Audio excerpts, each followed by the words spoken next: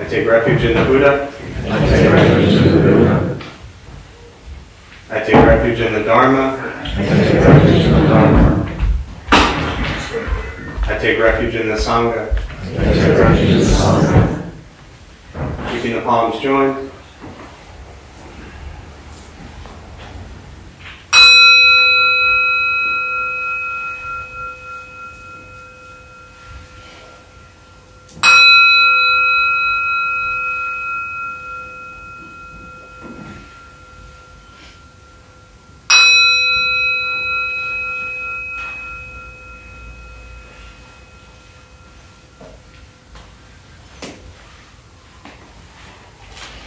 Put the palms down.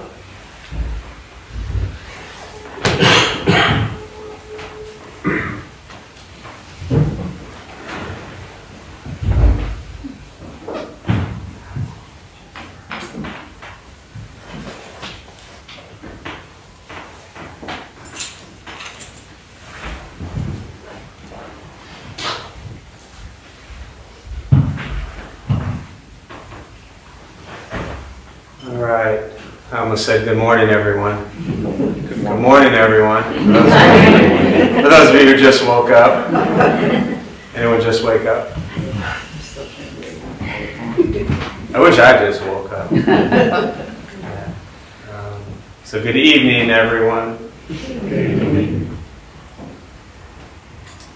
Yeah, the beginning, that the whole taking refuge thing that we just do, and some of you have been around long enough, so you just recite it, maybe you know what it means. Some of you have been reciting it long enough, have no idea what it means, and some of you are here for the first time, and we're just like, what is that whole thing?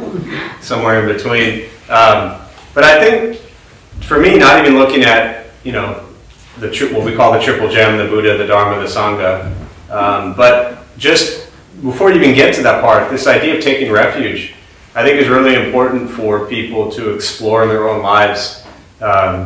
With regards to what refuge means, and very often in dialogue and conversations, around this topic and spaces like this, the idea of comfort.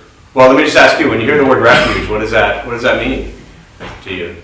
Protection. Protection. What else? Safe harbor. Safe harbor. Say again. Home. Savior. Savior. Sense of well-being. Sense of well-being. So I think there's a lot of importance having nothing to do with Buddhism, nothing to do with the triple gem, the refuge in the Buddha, Dharma, Sangha, which I will touch on briefly in a minute. But I think it's important for us to ask ourselves, where in our lives do we find a sense of refuge?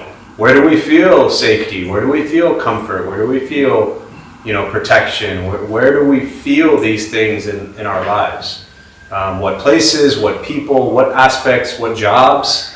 Right? What aspects of our lives do we feel that it's a place of refuge? Because those things are important. If you find spaces and places and communities and people where you feel that that's a safe space, that's really important to cultivate. Obviously, places like this are built to be a safe place to go to, but unless you're going to run here every day, which you're welcome to, I'll just give you shit to do. But unless you're going to run here or to a place every day, where in your already existing life do you have these things worked in? And so it's something really just to kind of ponder. If maybe there's somebody out here thinking like, wow, I don't have anywhere like that. And that's a very real possibility, that there are people who just don't have that. And again, that's why places like this exist, right? The word temple, vihara, really is there to create a safe space for people to cultivate spiritual path. But, like I said, also maybe begin to ponder, where else in my life do I have that? And if you don't, maybe think about what one could do to possibly cultivate that. Other areas that you do feel safe and comfortable and protected. So, I don't know, it's just something that popped into my head as usual.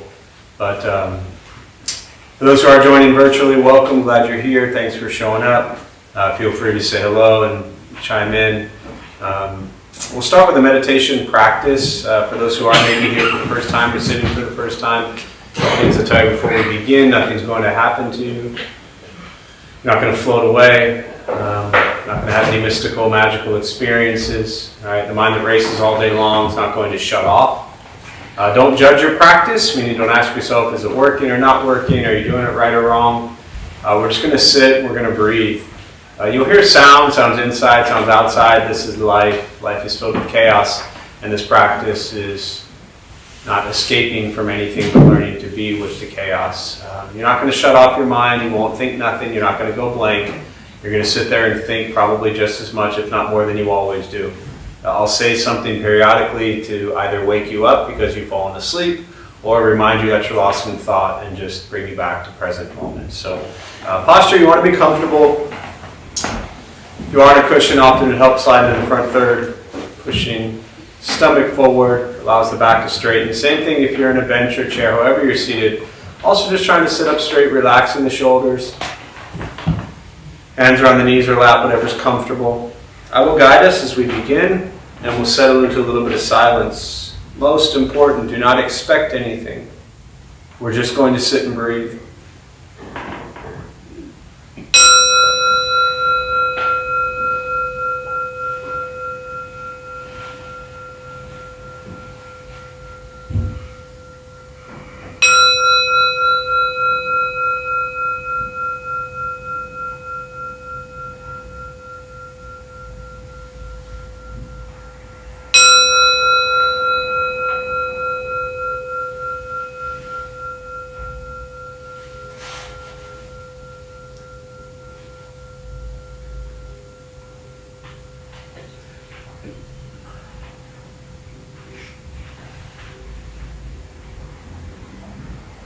Starting with the eyes closed if comfortable, or slightly open. Mouth is open or closed. We'll start with taking 3 deep breaths, slowly.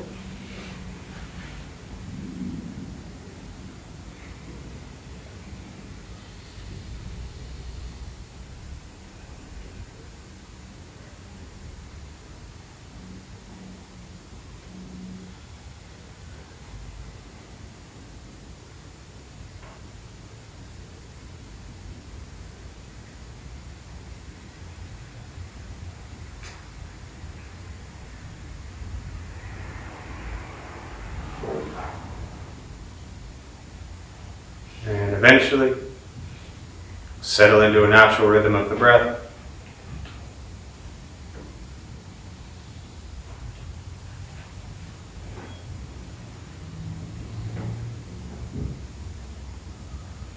Noticing the mind as it wanders,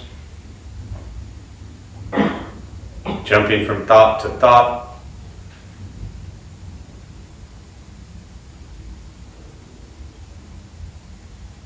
Start with gently guiding the attention, focus, to the stomach or chest.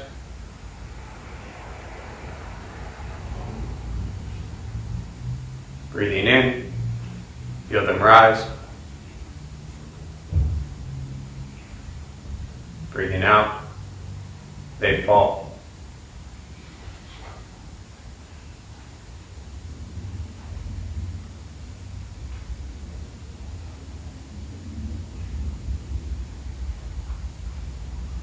Simply continue this practice, observing sensation of breath.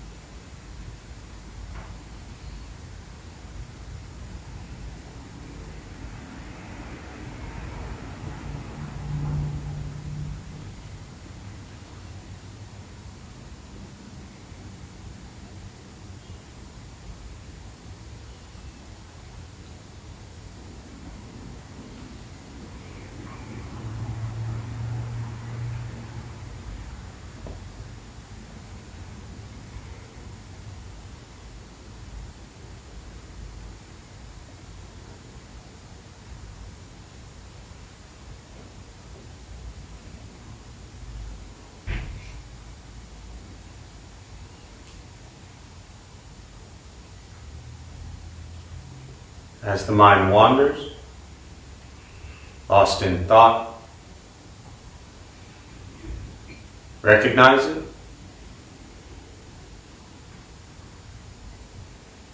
Release that thought. Return attention, focus to the breath.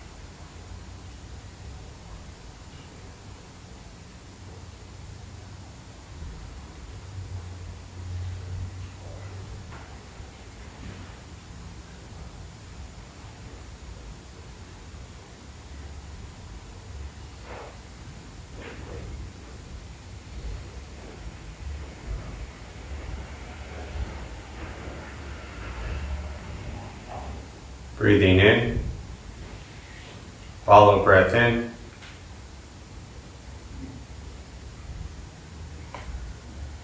Breathing out, follow breath out.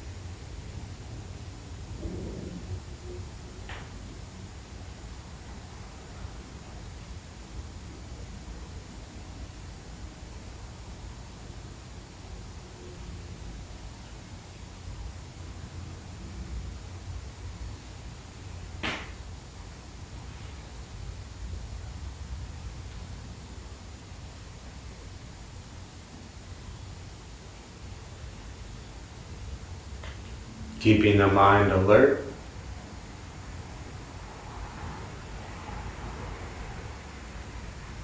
aware of each sound.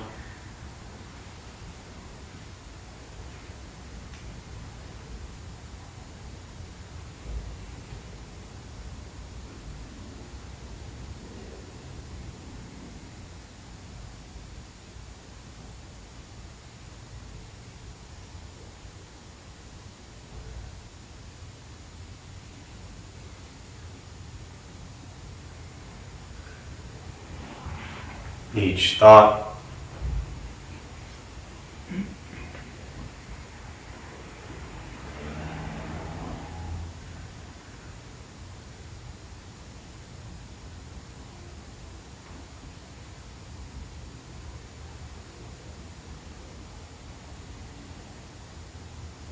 Each physical sensation.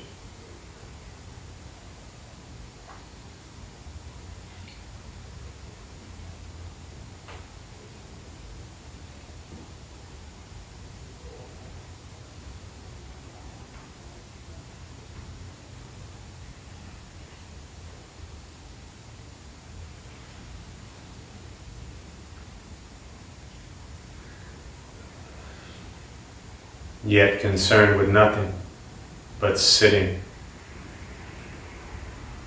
breathing.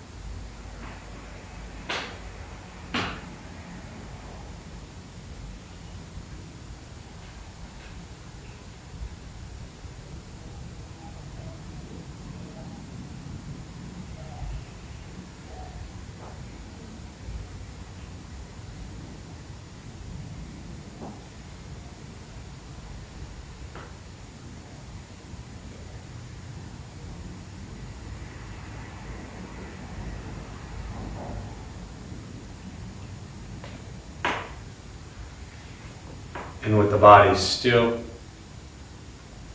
rested,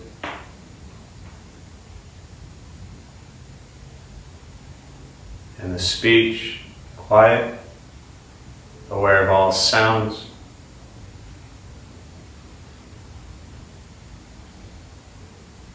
and the mind learning to settle.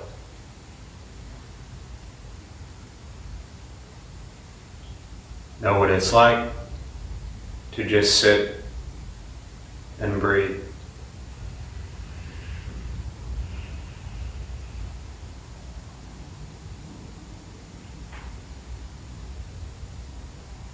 Knowing with each breath, there's nothing else to do.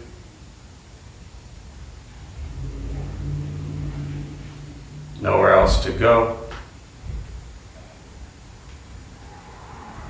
And no one else to be.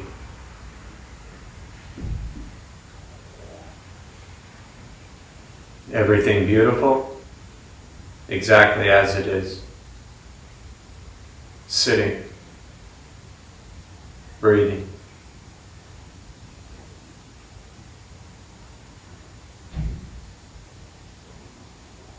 And once again, taking 3 deep breaths. Slowly.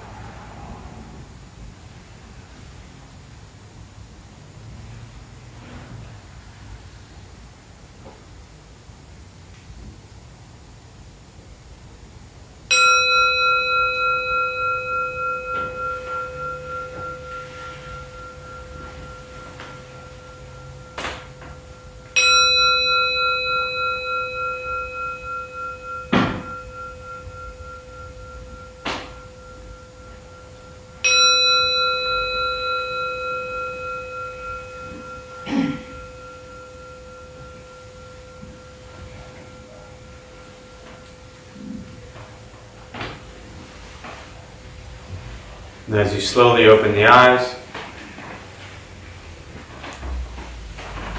slowly beginning to move. The most important with the practice of meditation is to recognize how you feel now, immediately after. Compare this to how you typically feel throughout your day. Recognize the difference, if there is one. Ask yourselves how you prefer to feel every day for the rest of your life. Realize however you feel now, if it's quiet, calm and still, or a busy mind, racing mind, whatever you're sitting with at this moment, has nothing to do with anything I said. It's nothing to do with how you sit and hold the hands, cross the legs. It's nothing to do with the sounds around us or anything else for that matter. It's everything to do with your own mind and your own mind's reaction to an external condition. This is what the Buddha called pratitya samuppada, means dependent origination. This is the basis of the Buddha's awakening.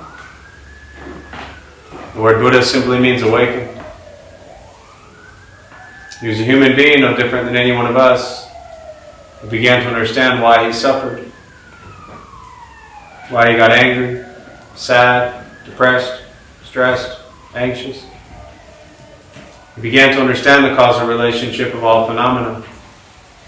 And what that means very simply for all of us, regardless of where you come from or what you believe in or where you think you're going, your whole life is filled with things that happen.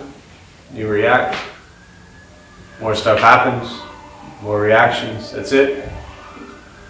This practice is simply learning what it's like to respond to something quietly, peacefully, still. Because for most of us, the way you responded to the last 20 minutes is quite different from how you respond to every other 20-minute period of your life.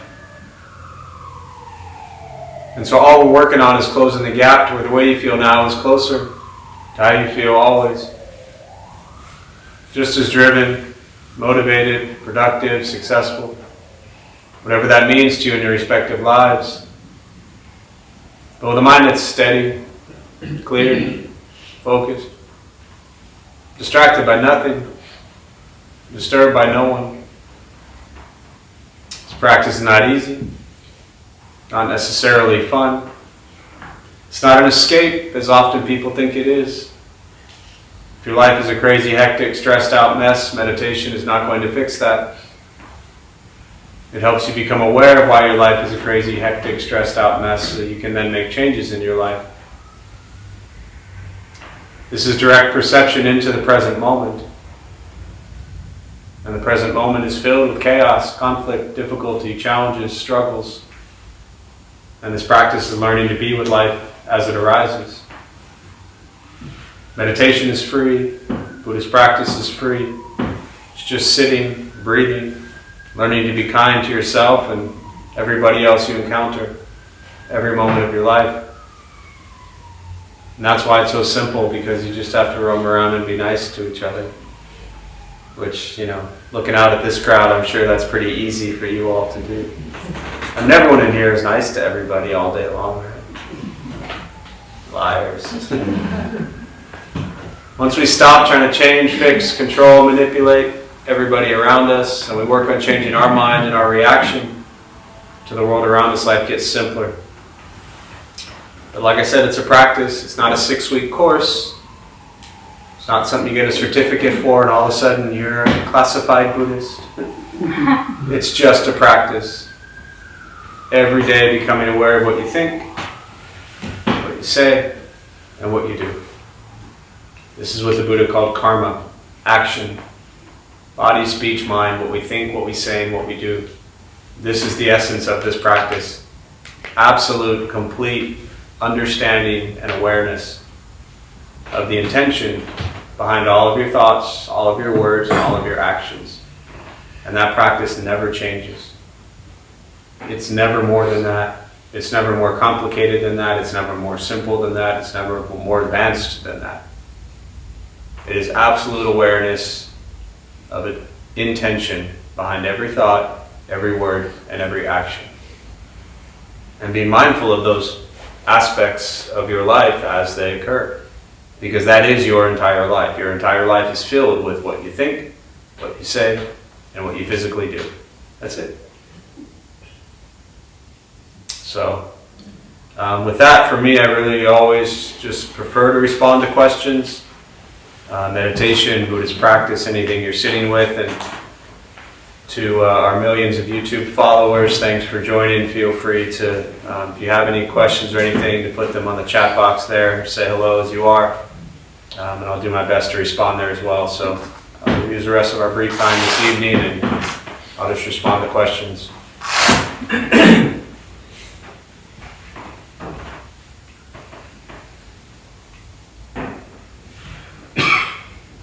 Yeah. So you talked about like changing our reaction to stuff, and I'm kind of wondering a little bit about that. So like, so in a situation, something goes on in my life, and I'm not happy with how it turned out, and then I end up thinking a lot about it and getting more upset about that. And I can kind of recognize that, and I almost feel like hostage to these thought patterns, because it's like kind of uncomfortable to sit with that.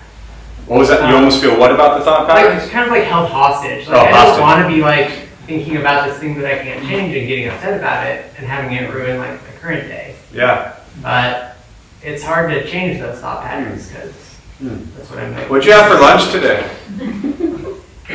Salad and peanut butter jelly. How was it? That was pretty good. What kind of peanut butter? Almond butter, actually. Yeah. What kind of jelly? Strawberry. Strawberry. No, actually mixed fruit. What kind of bread? White. What was on the salad? Broccoli with like a vinaigrette. By the way, you just labeled like my perfect lunch, but that's got nothing to do with this. I mean, literally, I grew up my whole life peanut butter and jelly. I dreamed someday of opening like a peanut butter and jelly shop, where you just have like all different types of jellies and all different types of peanut butters and all different types of breads, and you got, you know, the gluten free, and you got the sugar free, and you got the whatever free to make everybody happy. And, you know, this is America, people will pay like $19 for that. Right? But to my point, even there, that entire time when I was asking you about what you had for lunch, were you thinking about whatever your question was about? No. No. Now that I say to you, hey, will you think about what's on your mind that you don't like? What are you thinking about? What happened that you don't like? So, changing thought patterns isn't so much about thinking that someday all of a sudden something painful, harmful, traumatic, whatever it might be. You know, it could be serious, traumatic, you know, death, loss, abuse, things that really happen in our lives that are heavy. It could be simple things like, you know, the mayonnaise on the sandwich, or, you know, you didn't have the jelly you wanted, you know, whatever it is, little things. But either way, changing thought patterns isn't so much about fixating on how do I change this thought pattern. For me, it's just redirecting your thoughts. The entire time you told me about peanut butter, jelly, and salad. Didn't think once about whatever went on in your life that wasn't good or that you didn't like. So, choose where you focus. Right? It's just as simple as, can you see what's on the wall behind you without looking at it? No. Is it there? It's there, and you can turn around and look at it when you want. But if you're looking this way, you're not looking that way. Change what you look at. But while we fixate on what we don't want to fixate on, and trying to figure out how do I stop thinking about this thing I don't want to be thinking about, we're actually thinking about it. All right? Did you ever see the old Vince Vaughn, John Favreau movie, Swingers? Anyone? Yeah, there's got to be somebody in here seen it. If not, you're all going home right now. I just can't lead a class and nobody's seen the movie, you know? He brings it up, you've seen it, right? And he's like, I'm just bringing it up today just to mention that I haven't brought it up today, you know? He's talking about the girlfriend he's trying to get over, and he's only bringing her up to point out that he hasn't brought her up all day long. And what is he doing at that moment? He's bringing it up. So, focus on peanut butter jelly and salad, and eventually with time it'll become a less distant, you know, more distant memory, because other stuff will happen that you don't like. And you'll have that, and you'll have that to fixate on. Yeah. What else?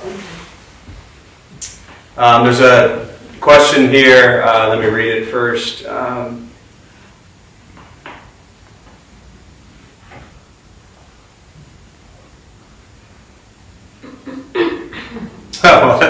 this will be a fun one. Thanks, Greg. So I'm just going to read the question as is. There is one little word that's I can't see because of a heart that's on the screen, but that word won't really change as much. So the question is, I'm trying to sort out my relationship with alcohol, weed, and even sex in the context of an increasing meditation and yoga practice, with a sense that I'm supposed to lay off those. Any guidance? Thanks. I'm assuming TX means thanks and not Texas. So here's the thing, right?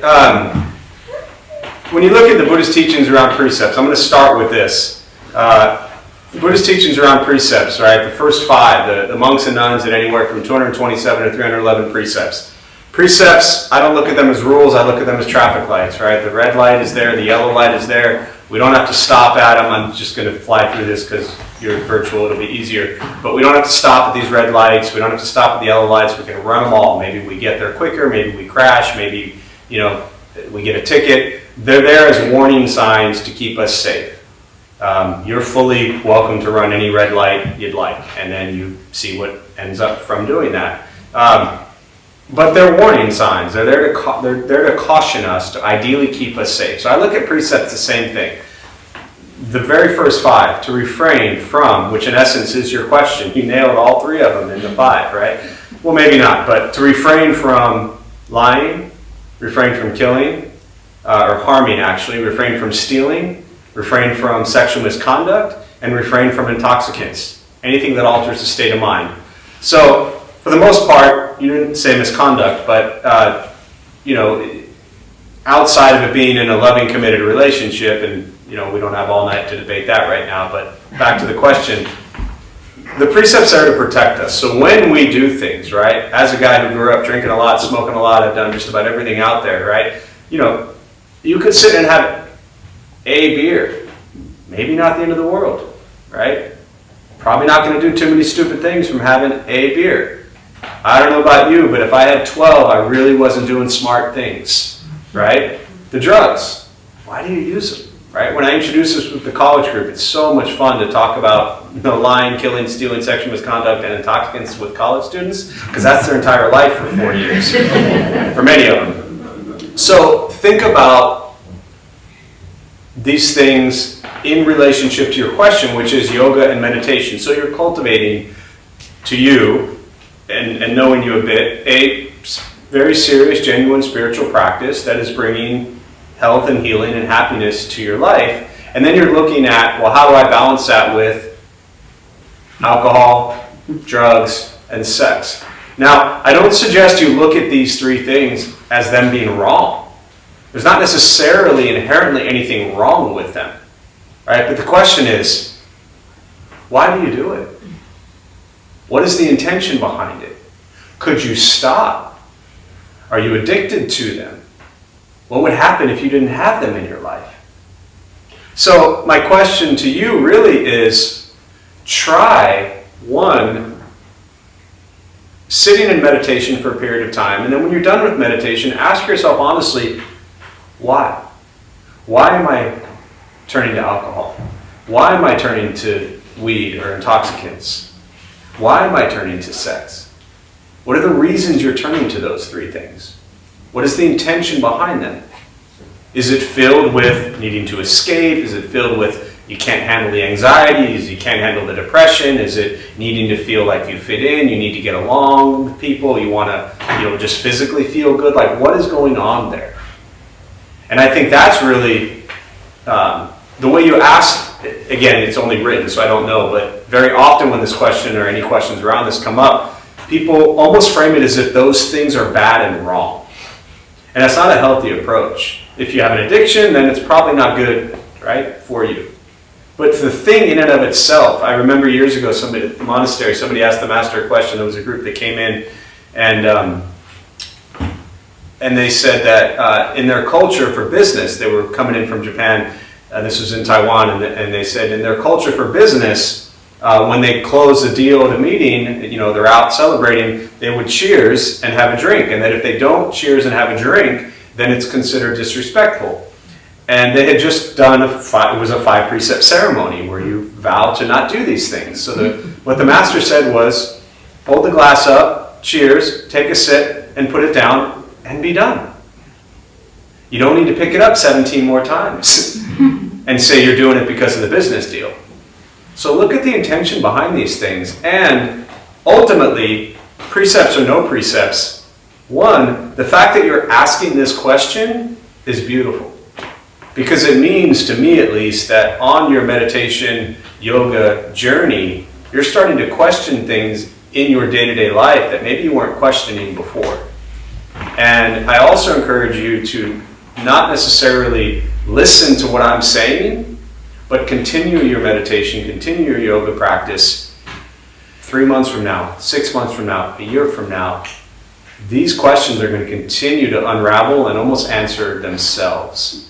I'm not a big fan of people forcing precepts, things like this into their lives. But as you continue to cultivate wisdom and compassion, some of them just naturally fade away. Craving goes away, desire goes away, the purity of intention arises, and you realize certain things in your life you just don't need, and you're actually happier without them. So, yeah. I hope that's helpful. Other questions? Yeah. How do you handle like a physical restlessness in your body? How to handle physical restlessness in the body. Like, for example, if I'm sitting in class all day Thursdays and I'll try and take breaks and move and stuff, but it just gets really aggravating. yeah. Well, you're already doing what I was going to say, which was if you're physically in class all day and you're, then just stand up, move. It's the great Zen teaching of when hungry, eat, when tired, sleep. When feeling restless and you're just sitting all day, stand. When you're tired of standing, sit. But I think it's also important to understand or to explore and understand in your own way, why is the restlessness there? Is it I get if I'm sitting all day long at the desk, typing, and you start to feel physical pain, it's like, oh, I should get up because I'm starting to feel physical pain from not moving for 3 hours from typing or something like that. But if it's agitation, mental anguish, frustration, tired of listening to the professor, whoever you're listening to for hours and hours, that's different. Then your restlessness is coming from the mind, not the body. So if the restlessness is coming from the mind, meaning you just don't want to be there, then try to kind of contemplate the importance of you're there, why you're there, understand that you need to be there probably for whatever you're working towards, or leave. But if leaving's not an option, then you have to kind of wrestle with, why is this bothering me? You watch Netflix ever? No. It's good to meet someone who doesn't watch Netflix. Yeah. So my example was going to be, we could be restless in a class that we don't want to be at, but we could watch Netflix for 9 hours without moving. Even though there is a pause button and we have to pee, we still just sit there. So often restlessness is in the mind and not the body. What else?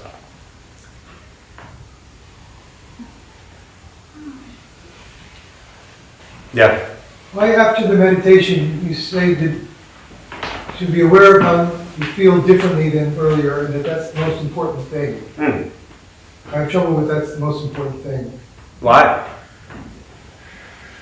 Because it seems like doing meditation is somewhat self-serving, and for that self-serving activity to be the most important thing seems incongruous. So if you look back at what I said, what I'm talking about is most important is to recognize how you feel now and compare it to how you feel normally. I don't say that the meditation is the most important thing. What I say the most important thing is the recognition of how you feel at that moment in comparison to how you typically feel. And notice if there is a difference. Maybe there's not. Maybe you're always a calm, quiet, peaceful, happy person. And the meditation didn't change anything. Maybe you're always stressed out and anxious, and the meditation calmed you down. Maybe you're always calm, and the meditation made you angry and pissed off. So the most important thing is not the meditation practice. It's the recognition of what that practice allows you to then abide in. So it's very different. You understand? Yeah. But I will, even though I'll be dead and I'll still say those lines, so I'm very clear on knowing how I present it. But to your question about, even if I was saying that meditation, the most important thing is your meditation, I'm very intrigued by your comment about it being self-serving. Nothing wrong with taking care of yourself. So even if I do say meditation is the most important thing, which I don't, I'm still a big fan of meditation being one of the most important things, if in fact it helps you be a kinder, calmer, gentler person. If it makes you miserable and angry and depressed, then by all means, never do a meditation practice. Right? I've worked with, veterans, active military, PTSD, TBI, traumatic brain injuries coming back from combat. I've worked that population 15 plus years, and very often sitting in silence for 3 minutes is absolute torture. And so I will never recommend that they sit in silence and do a meditation. Guided meditations, walking meditations, moving meditations, yoga. I'll suggest they try it, but taking care of yourself, self-serving, like to serve yourself is important. An oxygen mask, airplane, what do they tell you to do? Honor yourself first. So if we don't take care of ourselves, then we're a mess. And then who has to put up with our mess? Everybody else. So, yeah. So when you're guiding us in meditation and you say, nowhere else to go, nothing else to do, and the part that I always wonder about is, and no one else to be. I might think about going somewhere else, doing something else, but I never think about being someone else. Great. Do people think about being someone else? I don't know, you have to ask people. Okay. Do people think about being someone else? Yeah. They really do. You know why people think about being someone else? Because they don't like who they are. Sadly. And let me just expand on that a little bit. It's not so fair or I wouldn't even say fair, but I wouldn't go as far as to say that I think everybody wants to be someone else. But what I do believe from my practice and sitting with enough people for a long enough time is most people don't like themselves. And they might not want to be somebody else, but they want to be very different from who and how they are. Because for many people, when they look in the mirror, and I'm not just talking about the haircut, they don't like what they see. And, for me, that was the majority of my life growing up, was I didn't like myself. So I can connect with that very, personally. But to be fair, I'm not suggesting that at that moment, the person is like, oh, I want to be, Tony Gwynn today. Right? I'm not literally trying to become another person. It's really meant for people to recognize that the Suzuki Roshi quote of you're all perfect exactly how you are, yet we all could use a little improvement. So it's really more about that. But many people, they're not okay with themselves. So you might want to be a different version of yourself, but still yourself. Sure, I just don't like the way that sounds. Okay. Yeah, yeah. What else?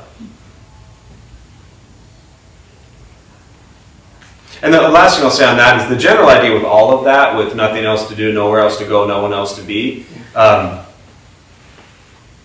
all of that is really addressing this idea that so many people are trying to escape from present moment experience. I want to be somewhere else, I want to go somewhere else, I want to be someone else. The line I thought you were going to ask about, which I always, very often, I ponder changing it, and sometimes I do depending upon what's going on. But the line after that is everything beautiful exactly as it is. And this practice isn't about viewing things as beautiful or not beautiful. It's about viewing things as they are. And beautiful is still a label and a judgment I put on something. But again, I still find it, when all else fails, I'd rather look at a situation as beautiful than not, because it just makes it, I feel, as a practitioner, healthier to be with, even though there are some pretty horrific things. So ultimately it's not beautiful or not beautiful, it's just as it is. Life as it is. Suchness. Yeah. What else? Yeah. I think that we can rectify. Okay, a little bit louder, sorry. Sorry. I think that we can rectify poor decisions we've made that have hurt others and or ourselves. Can we rectify decisions Poor decisions. that we've made that hurt ourselves or others? What do you mean by rectify? I just want you to expand on what you mean by that word, please. Try to do right by it, like make it better, try and fix it. Yeah. So the question was, can we rectify, can we do right by, can we fix what we've already done to make things better? You can't change anything you've done. Buddhist practice doesn't, no practice, to my knowledge, changes anything that we have already done. Whatever we have done in the past is done. You can't change the peanut butter and jelly sandwich and salad you had for lunch. We also can't change the terrible things we've done to harm people. Right? And it's important, I think, as part of this practice to understand that we've done a lot of things that have harmed people. Most people. I shouldn't assume you all have. Maybe there's some people in here who've never harmed anyone, right? But many of us have done things throughout our lives that have harmed people. We've done things throughout our lives that have harmed ourselves. We can't change any of that. Gone. Past. Now, one thing is, as far as the question around making it better, we can't always make what we did better because you can't change what you did. But what we did, very often we still then have an opportunity, depending upon the situation, to make the current situation better, based on something we did in the past. So if you ever, I can't see the person that asked the question, which is totally fine, but I'm just kind of looking at everybody here. For anyone who's ever done anything, anyone do anything like this morning? I mean, I could probably say 2 hours ago and probably get a few hands, but anyone do anything this morning that they wish they hadn't done? Okay? So if it was super fresh this morning, maybe you can do something to alter it, right? Anyone did something like 20 years ago that you wish you hadn't done, or 50 years ago that you wish you hadn't done? You might not have, that window might be closed. It might not be. Maybe the people are still in your lives, maybe loved ones or whoever. Right? But we don't always have an opportunity to change, or impact, I should say, things we've done that we didn't want, or things we've done that harmed people. And I've also found it, very important. So many years ago, I tell the story a lot, but years ago she was sitting right over here and she had just dropped off, and the meditation was done, and I hadn't even asked for questions, and her hand shot up right away, which just meant she was sitting with it like the entire time. And she said, she asked a similar question, but what she was getting at was, she asked how she could feel better. Because her wife was mad at her. And she wanted to feel better. And I was like, okay, I'm going to play this out a little bit, asked a few more questions, and I said, well, did you do something wrong that hurt her? And she said, yeah. And I said, so let me get this straight. You did something that hurt your wife, and your concern 2 hours later, because this was super fresh, is that you want to make sure you feel better right now. Maybe that's not the time to make sure you feel better. Maybe the time is to explore why you did what you did. Maybe the time is to explore why your wife is so angry at you, why she's suffering, why she's in pain.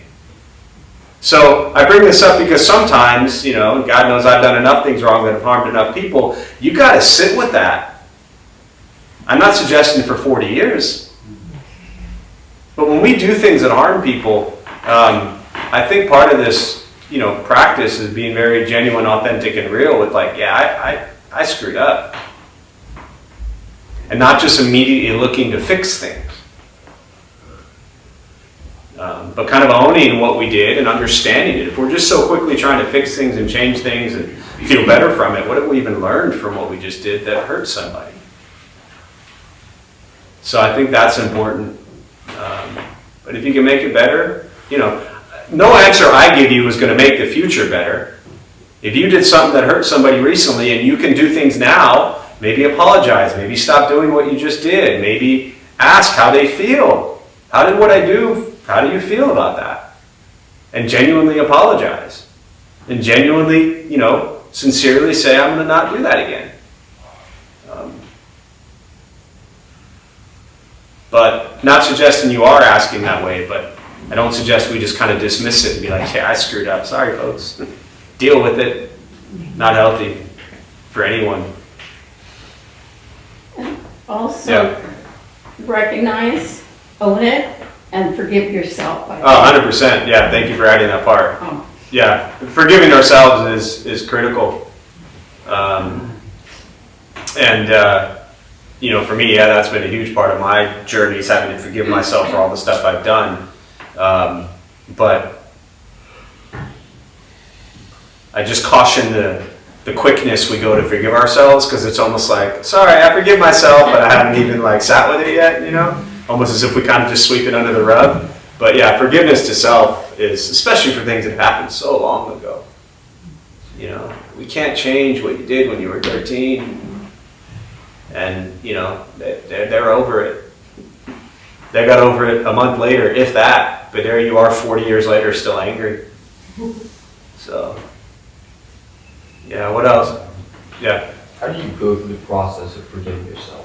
Is it really breaking down, where you were at in that moment and the knowledge you had in that moment, your intention in that moment? How do I go with that? Yeah. So the question was, how do you go through the process of learning to forgiving yourself, right?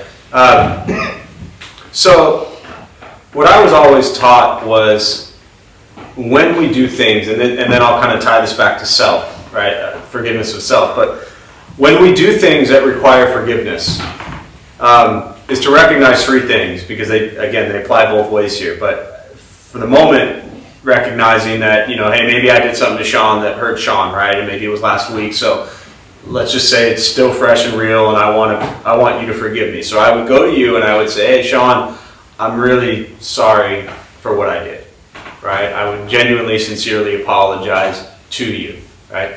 The second thing is, I would recognize that what I did, again, this is coming from a Buddhist lens, everything I'm saying is, for me at least, recognize what I did wasn't in line with loving kindness, compassion, joy, equanimity, wasn't in line with generosity, morality, patience, diligence, concentration, wisdom, wasn't in line with following precepts and making sure I'm, staying safe and mindful in my own little circle. It wasn't in line with any of that stuff. So that's the second piece, is to recognize that I went against doing what I know better, right? And the third thing is to vow to myself, and potentially the other if it's relevant, to not make that same mistake again, to not do those things again. So genuinely apologize, recognize what you did wasn't in line with what you actually believe, and the third one is to vow to not do it again. Once you've done that process, then you begin to look at, okay, now how do I forgive myself for that stuff, right? A lot of it is the same thing, even if you have to repeat it over and over and over again. So, apologize to yourself for what you've done.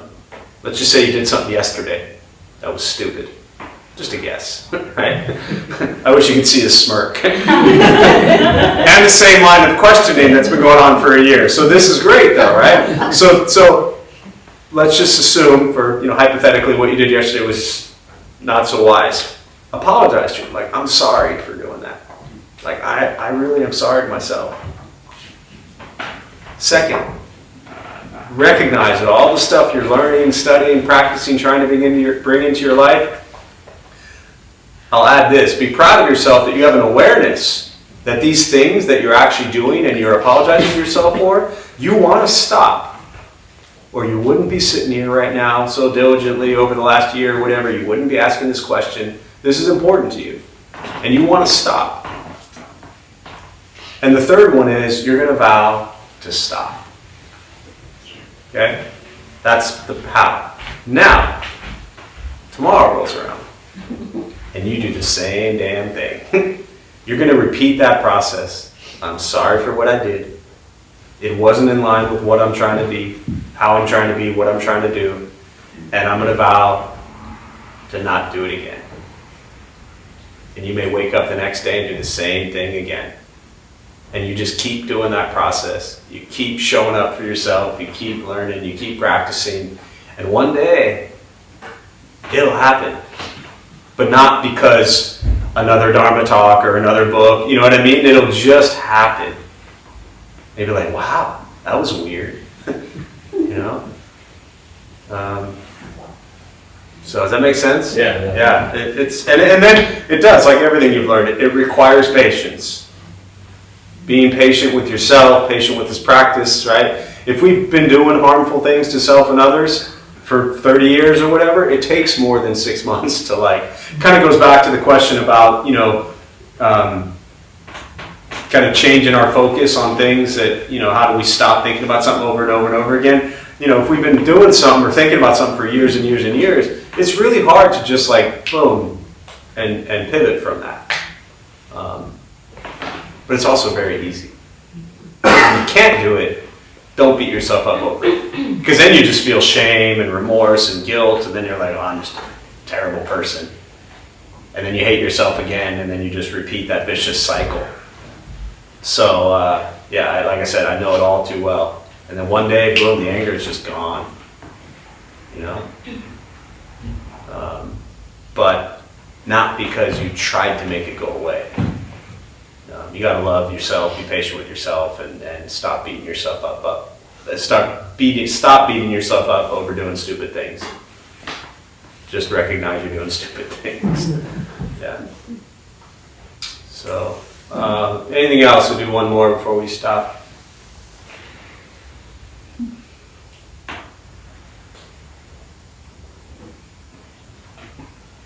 Yeah.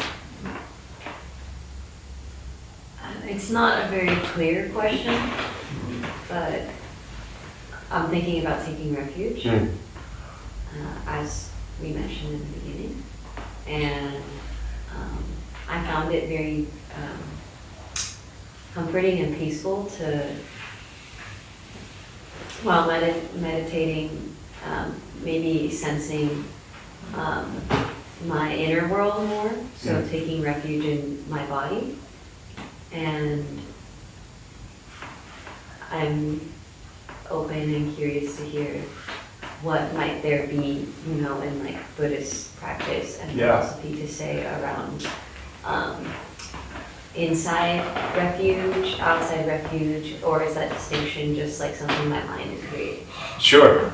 No, great question, and I'll close with this thought. So the question around taking refuge, you finding it very peaceful, and recognizing that taking refuge within yourself, within your body, that was something that was very peaceful. And so ironically enough, and actually I'm glad you brought it up because I didn't go back to it, when we take refuge in the Buddha, the first thing, again, for those who might be new, it might seem like, I say take refuge in the Buddha and I'm doing my vows and I'm hitting a bell and there's all these statues up here. So it might look like that we're like taking refuge in one of these dudettes or dudes up here, right? The Buddha died 2,500 years ago, cannot help you. The rest of these bodhisattvas and Buddhist people and stuff and things, real or not, none of them can help you right now. When we take refuge in the Buddha, what we're actually taking refuge in is what's called bodhicitta, which is Buddha nature in ourselves. So literally the first thing that we take refuge in is the idea that the Buddha was human, ate, slept, went to the bathroom, walked, right, or roamed around, and then he died. That's our life, with a few other things sprinkled in, right? So if there was some person who could figure out how to end his suffering, then the teaching is to find refuge, safety, comfort, protection, home, whatever it is, in the idea that we too can end our suffering. Now, I don't think about like, is my suffering going to end by Wednesday at 6 o'clock? I think about, can I suffer less tomorrow than I did today? And so that taking refuge in yourself is what the practice actually is. Because even, the Buddha's life, I was just telling the story the other day, but he had, when he left the home, based in the Himalayan mountains, he roamed for 6 years. He was a wandering ascetic, and, he went from being a prince to a homeless wandering beggar. And he had a lot of teachers, but two great teachers towards the end that he came across. And they both wanted him to stay and become like the master and have all these disciples. And Alar Kalama was one, I forget the other name. And he told both of them, no. Like all the students, all the disciples, all the praise as the master, that wouldn't help him awaken. I shouldn't say it wouldn't help him awaken. He had to do it himself, is my point. So he went off, he stayed on his own. No one can do this for you. No one can end your suffering but you. And the beauty of knowing that is, to me, again, as a practitioner, it's not so much nobody can end my suffering. You know what that also means? Nobody can make me suffer. Nobody. People can do things, I might not like them, but I don't have to suffer from them. So for me, this whole ending of suffering as a practice is way more important to think about, nobody can make me suffer. That's all on me. I find a lot of comfort in that. And that doesn't mean that life is going to go how you want it to. That doesn't mean people aren't going to piss you off and say and do stupid things that you don't like. They absolutely will. But it doesn't have to cause you suffering. The second one is the Dharma. We take refuge in the teachings, the practice. Dharma with a capital D means ultimate truth. So the true nature of reality, not truth as we see it, not truth as spoken by the Buddha, but what the reality is, which is beyond our perception. And then the third one is the Sangha, community, practitioners, right? At the time of the Buddha, it was the monks and the nuns and the disciples and the lay people, all the animals, the deers, And now Sangha is pretty much a bunch of people that show up around Buddhist places and talk about this stuff. So, so taking refuge in yourself is a good place to start, because that's the only place to start and end.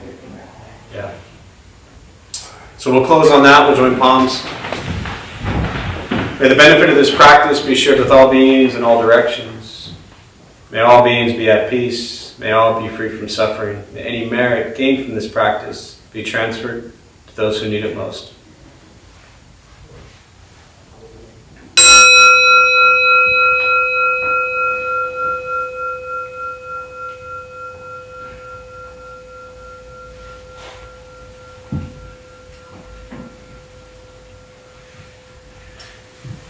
All right, before you head out, our Dharma Bum host, Eddie, will have a few announcements. Thanks, Eddie. Thank you. Hello, everyone. I'm tonight's host, Eddie. We opened the Dharma Bum Temple 17 years ago to introduce Buddhist practice to those who show up. Those who lead are not nuns, monks, gurus, masters, or teachers, and are not looking for students. They are simply practitioners sharing their interpretation of the practice. Every night we have different classes led by different people from various Buddhist traditions. We have a recovery sangha that meets several times a week for anyone with addiction, and our food redistribution program is every Thursday at 4:30 p.m. We have classes and programs every day, and everything we offer here is always free. The full schedule is on our website and also posted in the entryway above the shoe rack. We have a lending library. If you see a book you like, feel free to borrow it and bring it back whenever you're done with it. Please straighten your seat or cushion before you head out. Thank you for being here. We wish you well and hope to see you all again. Thanks, Ed.